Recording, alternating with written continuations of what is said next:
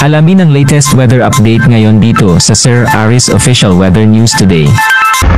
As of 4 AM today, yung latest location natin para kay Bagyong Bising ay nasa layong 405 kilometers north-northwest ng Itbayat, Batanes. Isa itong typhoon na may taglay na lakas ng hangin na malapit sa gitna na umaabot ng 130 kilometers per hour at pagbugso na umaabot ng 180 kilometers per hour. Patuloy itong gumagalaw northeastward sa bilis sa 25 kilometers per hour.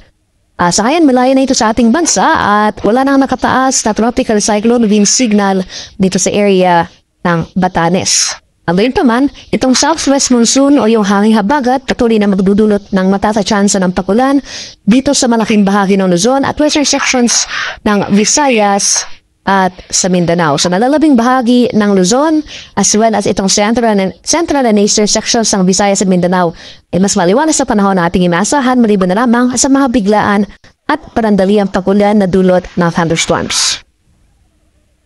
At ito naman yung ating latest track and intensity forecast para kay Bagyong Bising. So, kahapon, 11 PM yesterday ay muling pumasok na ating Philippine Area of Responsibility, itong sentro ng mata ni Bagyong Bising. At kinalaunan, 11:50 PM yesterday ay naglandfall ito sa southwestern portion ng Taiwan. So, sa kasalukuyan, binabaybay na ni Bising itong landmass ng Taiwan area. So, within the next 24 hours, magpapatuloy yung generally pahilagang silangan or northeastward na paggalaw ni Bising. So, patuloy nito babaybayin ang landmass ng Taiwan. At mamayang umaga, after magpatuloy yung northeastward na paggalaw ni Bising, ay lalabas na ito ng ating Philippine Area of Responsibility. Particular na itong northern boundary ng or bukas naman, after magpatuloy yung northeastward na paggalaw ni Bising, magre-recurve naman ito northwestward at possible itong magkaroon ng pangalawang landfall dito sa landmass ng Eastern China.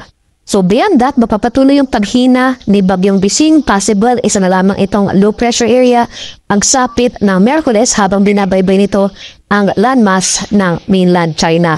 So, sayon, wala nang nakataas sa tropical cyclone wind signal dahil malayo na ito sa ating bansa.